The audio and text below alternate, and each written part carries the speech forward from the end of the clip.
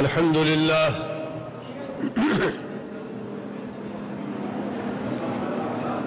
الحمد لله حمدا كثيرا طيبا مباركا فيه كما يحب ربنا ويرضى. رب لك الحمد كما ينبغي لجلال وجهك ولعظيم سلطانك. ربنا ولك الحمد ملء السماوات وملء الأرض وملء ما شئت من شيء بعد. أهل الثناء والمجد يحق ما قال العبد وكلنا لك عبد لا مانع لما أعطيت ولا معطي لما منعت ولا ينفع ذا الجد منك الجد. نحمده ونستعينه ونستغفره ونعوذ بالله من شرور أنفسنا ومن سيئات أعمالنا. من يهده الله فلا مضل له ومن يضلل فلا هادي له. وأشهد أن لا إله إلا الله وحده لا شريك له وأشهد أن محمدًا عبده ورسوله أرسله بالهدى ودين الحق ليظهره على الدين كله وكفى بالله شهيدا. اللهم صل على محمد وعلى آل محمد كما صليت على إبراهيم وعلى آل إبراهيم إنك حميد مجيد. اللهم بارك على محمد وعلى آل محمد كما باركت على إبراهيم وعلى آل إبراهيم إنك حميد مجيد. أما بعد فإن خير الحديث كتاب الله وخير الهدي هدي محمد صلى الله عليه وسلم وشر الأمور محدثاتها وكل محدثة بدعة وكل بدعة ضلالة وكل ضلالة في النار. أعوذ بالله من الشيطان الرجيم. بسم الله الرحمن الرحيم. لقد كان لكم في رسول الله أسوة حسنة لمن كان يرجو الله واليوم الآخر وذكر الله كثيرا. رب اشرح لي صدري ويسر لي أمري واحلل عقدة من لساني يفقه قولي. اللهم انفعنا بما علمتنا وعلمنا ما ينفعنا وزدنا علما. رب أعوذ بك من همزات الشياطين وأعوذ بك رب أن يحضرون. اللہ رب العزت والجلال کی حمد و ثنا جیسے اس کی عظمت و جلال کے شایان شان ہے. صلاۃ و سلام سیدنا و سید الاولین والآخرین امام الانبیاء والمرسلین شفیع المذنبین سیدنا و سید ولد آدم جناب محمد الرسول اللہ صلی اللہ علیہ وسلم کی ذات گرامی پر حمد و ثنا اور صلاۃ و سلام کے بعد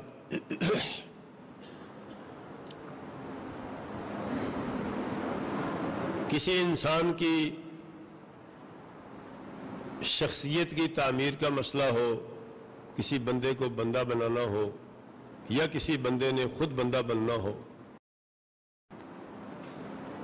کسی قوم کی تعمیر کا مسئلہ ہو، تشکیل کا مسئلہ ہو، کسی قوم کو قوم بنانا ہو، کسی ملک، کسی ریاست یا کسی سٹیٹ کو کامیاب بنانا ہو، کوئی معاشرہ تشکیل دینا ہو، ان میں سے ہر کام کے لیے کوئی تعلیم چاہیے اور کوئی نہ کوئی نمونہ اور آئیڈیل چاہیے جس کو دیکھ کر انسان اپنے آپ کو اس طرح کا بنا سکتا ہو۔ کوئی قوم اس وقت تک قوم نہیں بن سکتی جب تک اس کی قومی ضروریات کے لیے کوئی تعلیم نہ ہو، کوئی قوانین نہ ہو، کوئی دستور نہ ہو، کوئی اصول نہ ہو۔ کوئی قوم اس وقت تک قوم نہیں بن سکتی جب تک اس کے سامنے کوئی آئیڈیل نہ ہو، کوئی نمونہ نہ ہو، کوئی ہدف نہ ہو کہ اس قوم کو اس طرح کا بنانا ہے۔ کوئی انسان اس وقت تک انسان نہیں بن سکتا جب تک اس کے سامنے کوئی نمونہ نہ ہو کہ اس انسان کو اس طرح کا انسان بنانا ہے۔ ہر بندے کی سوچیں، ہر بندے کا ایک ماحول ہے، ہر بندے کے سامنے کوئی نہ کوئی نمونہ ہوتا ہے اور اس کی سوچیں اس نمونے تک ہی پہنچتی ہیں۔ اس کی خواہش، اس کی تمنا یہی ہوتی ہے کہ میں اس طرح کا ہو جاؤں۔ تو کامیابی کی بنیاد یہ ہے کہ نمونہ کیسا ہے۔ ٹانگا چلانے والے کے ساتھ جو بچہ بیٹھتا ہے، اس کا اپنا بچہ ہو یا کسی اور کا بچہ ہو،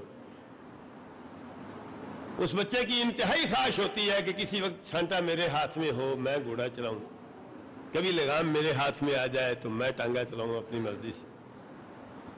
اس کی انتہائی سوچ یہ ہے کہ کوئی وقت ایسا آ جائے ٹانگا بھی میرا اپنا ہو، گھوڑا بھی میرا اپنا ہو۔ اس سے آگے وہ کچھ نہیں سوچتا، اس نے دیکھا ہی کچھ نہیں۔ اس کو جو دکھایا گیا، جو اس نے دیکھا، جو اس کے سامنے نمونہ ہے، اس کی سوچیں جہاں تک پہنچ سکتی ہیں وہاں تک اس کی تمنا ہے، اسی کی وہ دعا کرتا ہے، اسی کے لیے محنت کرتا ہے، اسی کی کوشش کرتا ہے۔ اور جب کبھی اس کو ٹانگا گھوڑا میسر آ جاتا ہے تو پھر وہ بہت چوڑا ہو کے بیٹھتا ہے، سمجھتا ہے کہ میں نے ساری دنیا حاصل کر۔ آپ نے بسوں کے اڈوں پر ہاکر دیکھے ہوں گے، بڑی خواہش ہوتی ہے ان کی کہ کسی طریقے سے ہم ترقی کر کے کنڈکٹر بن جائے۔ کنڈکٹر بنتا ہے تو اس کی بڑی خواہش ہوتی ہے کہ ترقی کر کے ڈرائیور بن جائے۔ جب کبھی موقع ملتا ہے چوری چھپے یا صفائی کے بہانے وہ گاڑی کو آگے پیچھے کرنے کی کوشش کرتا ہے اور بڑی مشکل سے بیٹھتا ہے، وہ سمجھتا ہے بہت بڑی کامیابی حاصل کر لی ہے۔ اور اس کی آخری تمنا، آخری دعا، آخری خواہش یہ ہوتی ہے کہ کوئی وقت ایسا آ جائے کہ میری اپنی گاڑی اور میں خود چلا رہا ہوں۔ اس کی سوچوں کی انتہائی یہاں تک ہے۔ بالکل اسی طریقے سے دنیا میں مذہب کا معاملہ ہے۔ ہر انسان کا کوئی نہ کوئی مذہب ہے، پوری دنیا میں ہر انسان کا کوئی نہ کوئی مذہب ہے اور ہر مذہب کا کوئی نہ کوئی داعی ہے۔ ہر مذہب میں کوئی نہ کوئی اس کی دعوت دینے والا، اس کی تعلیم دینے والا، پڑھانے والا، سکھانے والا، سمجھانے والا، بلانے والا ہر مذہب کا ہے اور وہ کسی کی طرف بلا بھی رہا ہے۔ اب کو مذہب اور اہل مذہب، صاحب مذہب، اس کی کامیابی کا دار و مدار اسی بات پر ہے کہ بلانے والا کیسا ہے اور بلا کس کی طرف رہا ہے۔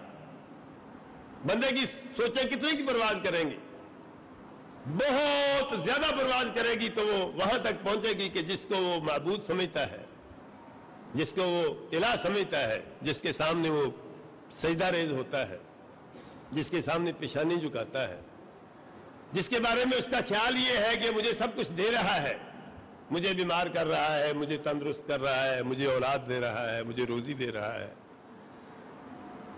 وہ سارا زور لگا دے گا کسی طریقے سے اس کو راضی کر لے۔ اب وہ اس کے معبود کا مسئلہ ہے، وہ کس طرح کا ہے۔ کسی کا معبود زندہ ہے، کسی کا معبود مردہ ہے، کسی کا معبود پتھر ہے، کسی کا معبود درخت ہے، کسی کا معبود سورج ہے، کسی کا کوئی ہے، کسی کا کوئی ہے۔ کیا کر لے گا انسان؟ جس کا معبود پتھر ہے وہ سارا زور لگائے گا اس کو راضی کرنے کے لیے، کیا اس کی زندگی سنورے گی، کیا اس کو تعلیم ملے گی؟ جس کی پوجا کر رہا ہے وہی پتھر ہے، جو اس کو پتھر کی طرف بلانے والا ہے وہ بھی کیا بلائے گا؟ اس کے پاس کہنے کے لیے کیا ہے، سمجھانے کے لیے کیا ہے؟ ساری زندگی جھوٹ بولے گا اور اپنے جھوٹ کو ثابت کرنے کے لیے ایک اور جھوٹ بولے گا، پھر ایک اور جھوٹ بولے گا۔ بلانے والے کی پوری زندگی جھوٹوں پر مبنی ہوگی۔ کیا وہ سکھائے گا، کیا وہ پڑھائے گا، کیا وہ پڑھے گا، کیا وہ سیکھے گا، کس کی عبادت کرے گا، کس کی بات مانے گا؟ لیکن پوری دنیا میں یہ ہو رہا ہے، ہر کسی کا کوئی نہ کوئی معبود ہے، ہر کسی کا کوئی نہ کوئی معبود ہے، اور اس کی سوچیں، اس کے اخلاق، اس کی عادات، اس کے اعمال، اس کا کردار اپنے معبود کے مطابق ہے۔ کتنے ہی ایسے ہیں جن کے معبود ہی بے ایمان ہیں، تو عبادت گزار کیسے ایماندار ہوگا؟ اور اکثر و بیشتر ایسے ہیں جن کے استاد، جن کے پیغمبر، جن کو بلانے والے، پڑھانے والے، سکھانے والے باطل معبودوں کی طرف بلاتے ہیں۔ جو باطل معبود کی طرف بلاتا ہے اس کی ہر بات جھوٹ ہے، ہر بات بے ایمانی ہے۔ اب جس کا استاد ہی بے ایمان ہے، پڑھانے والا، سکھانے والا، سمجھانے والا، اس کا کردار بنانے اور سنوارنے والا وہی بے ایمان ہے، اور جس ماسٹر کو کچھ نہیں آتا اس کے بچوں کو کیا آئے گا؟ جس کا نصاب ہی غلط ہے، جس سکول کا نصاب ہی غلط ہے، استاد بھی بے ایمان ہے، آتا بھی اس کو کچھ نہیں ہے، سارے دن جھوٹ بولتا رہتا ہے، وہ کیا سکھائے گا؟ بچے کیا پڑھیں گے؟ اصل کام یہ ہے کہ انسان سب سے پہلے سوچ سمجھ کر، عقل کے ساتھ، دانائی کے ساتھ، اللہ تعالیٰ نے انسان کو عقل دے رکھی ہے، اور کائنات کے اندر اپنی وحدانیت کے بے شمار دلائل پھیلا رکھے ہیں۔ رتلی بھر بھی کسی انسان کے اندر عقل ہو تو وہ سمجھ لے گا کہ اس کا خالق اور مالک کون ہے۔ رتلی بھی عقل نہ ہو، انتہا کا آمد ہو، تو پتھر کو سجدہ کرے گا، قبر کو سجدہ کرے گا، درخت کو سجدہ کرے گا۔ کم از کم 2 منٹ کے لیے سوچ تو لے کہ مجھ سے یہ کس معاملے میں مجھ سے آگے، میں اس کے سامنے پیشانی رگڑ رہا ہوں۔ اپنے جیسا سمجھدار انسان اس کو ذرا سا کام کہتا ہے تو انا کھڑی ہو جاتی ہے، بات ماننے کے لیے تیار نہیں ہوتا۔ میں کیوں مانوں اس کی بات؟ جیسا یہ ہے ویسا میں ہوں۔ اور انتہائی عاجزی، انتہائی ذلت، انتہا کا تذلل، آخری قسم کا ادب، آخری قسم کی فرما برداری کسی مردے کو دے رہا ہے، اور کسی بت کے لیے تیار ہو جاتا ہے، کسی پتھر کو پوجنے کے لیے تیار ہو جاتا ہے۔ اس سے بڑی بیوقوفی کیا ہو سکتی ہے؟ تو جیسا میں محتاج ہوں ویسا ہی معبود محتاج ہے، تو میں اس کو معبود کیوں مانوں آخر؟ بلکہ میرے تو ہاتھ پاؤں ہلتے ہیں، میں تو چل پھر لیتا ہوں، بول لیتا ہوں، دیکھتا ہوں، سنتا ہوں، سب کچھ کرتا ہوں۔ مجھے تو اللہ تعالیٰ نے قوتیں دے رکھی ہے۔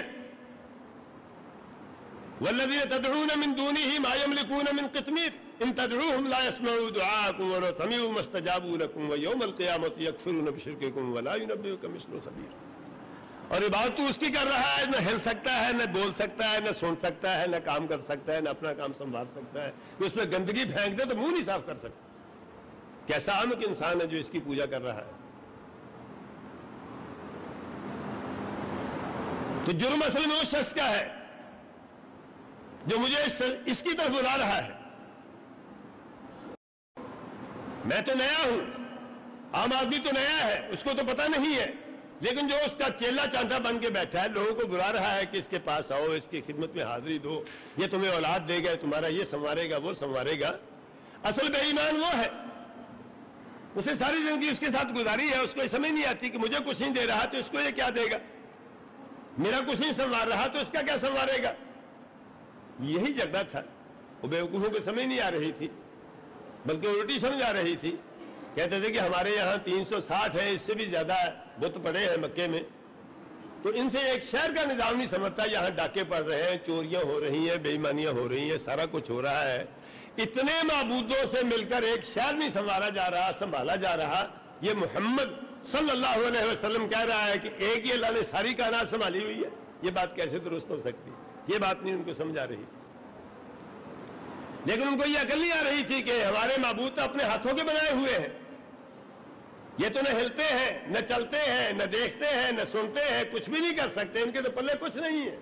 یہ تو وہی پتھر ہیں جو کل پاؤں کے نیچے ہم ان کو مسل رہے تھے، آج ان کے سامنے ہم سجدہ کر رہے ہیں، یہ کیا کر لیں گے؟ اور جس کا نام محمد صلی اللہ علیہ وسلم لیتے ہیں، ساری کائنات کا مالک ہے، ساری کائنات اس کی محتاج ہے۔ وہ کسی کا محتاج نہیں. سب بھوکوں کو کھلاتا ہے, سب پیاسوں کو پلاتا ہے, سب محتاجوں کو روزی دیتا ہے, ہر کسی کی ضرورت پوری کرتا ہے, اور چیلنج کر رہا ہے کہ میرے نظام کے اندر کوئی خرابی تلاش کر کے دکھاؤ, میری کوئی کمزوری تلاش کر کے دکھاؤ, میری کوئی غلطی تلاش کر کے دکھاؤ.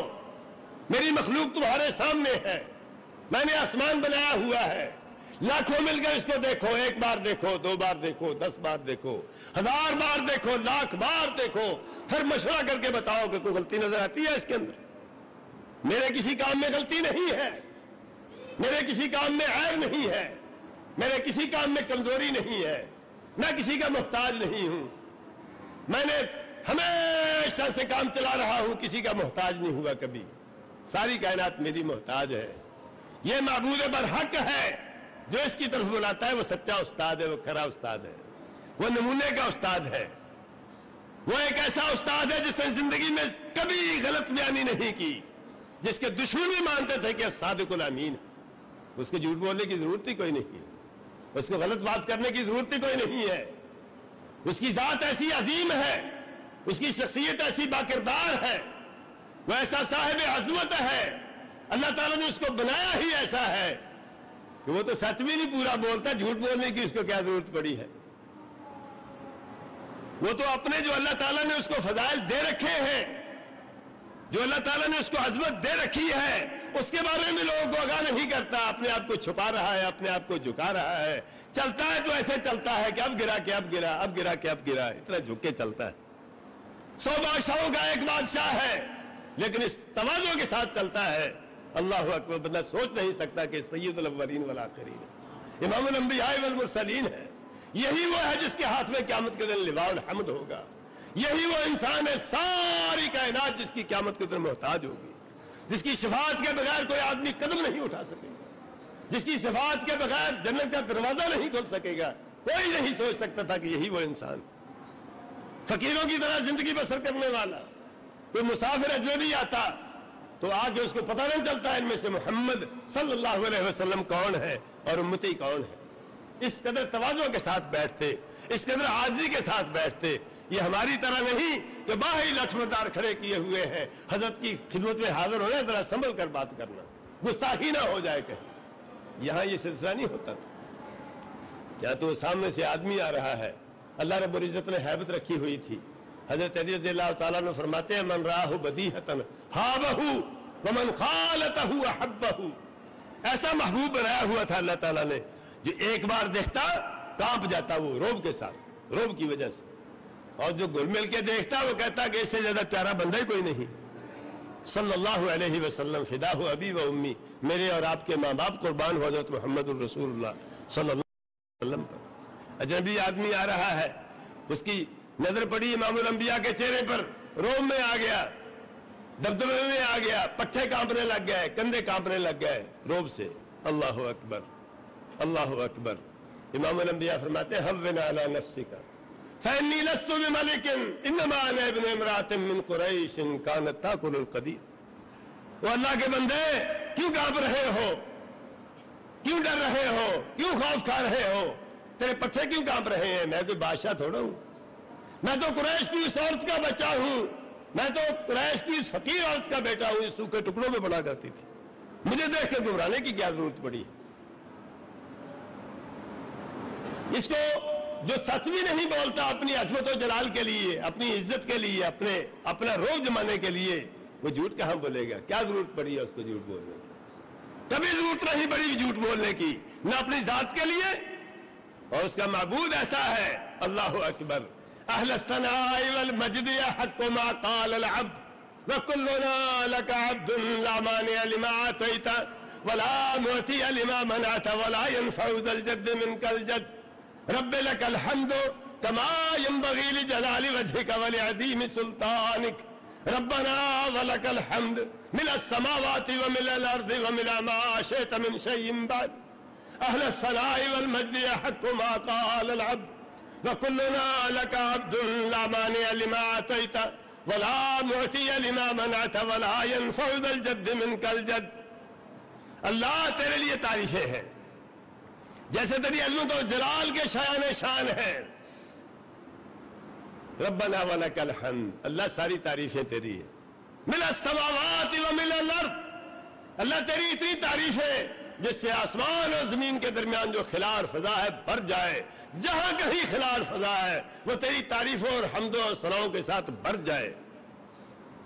اور پھر اس کے بعد کیا کہتے ہیں؟ اور جس کی تعریف کی جا رہی ہے، اللہ تو جو بھی ہم کہہ لیں تو اس سے بھی زیادہ حمدوں اور ثناؤں کا حقدار ہے۔ اللہ اکبر، تو ایسی عظیم ذات ہے، معبود ایسا عظیم ہے، جو بھی بندہ کہہ لے وہ سچ ہی ہوگا، حق ہی ہوگا، جھوٹ بولنے کی ضرورت ہی کوئی نہیں۔ معبود ہی ایسا ملا ہوا ہے۔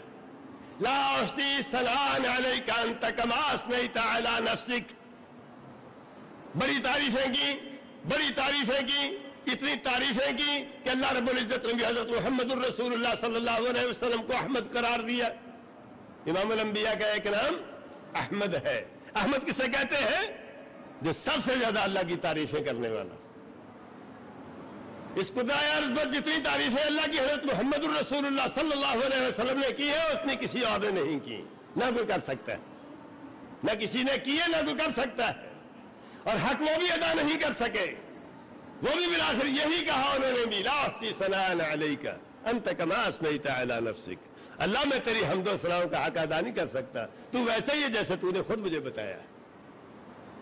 اتنی تعریفیں کرنے والا بھی بالآخر یہی اعتراف کرتا ہے کہ تو ویسا ہی ہے جیسے تو نے خود بتایا ہے، تو جھوٹ بولنے کی ضرورت ہی نہیں ہے۔ سچ ہی اتنا ہے کہ بندہ سچ بھی نہیں بول سکتا، جتنا سچ بھی بول لے اللہ تعالیٰ اس سے بھی اللہ بالا ہے، اللہ اس سے بھی عظیم ہے۔ نہ اس کو اپنی ذات کے لیے کسی جھوٹ کی ضرورت تھی، نہ اپنے معبود کے لیے کسی غلط بیانی کی ضرورت تھی، صلی اللہ علیہ وسلم، صلی اللہ علیہ وسلم۔ حضرات گرامی، اللہ رب العزت کا کتنا فضل و کرم ہے، معبود ایسا ملا ہوا ہے، معبود ایسا ملا ہوا ہے جس کے بارے میں جو بھی کہہ لے سچ ہی سچ ہے، جس کی جتنی تعریفیں کر لے سچ ہی سچ ہے، اور پیغمبر اور رسول ایسا ملا ہوا ہے صلی اللہ علیہ وسلم، ایسا پیغمبر ملا ہوا ہے جس کی زندگی کے اندر جھوٹ کا کوئی نام و نشان نہیں ہے، دھوکے کا کوئی نام و نشان نہیں ہے، غلط بیانی کا کوئی نام و نشان نہیں ہے، مبالغے کا کوئی نام و نشان نہیں ہے، صلی اللہ علیہ وسلم۔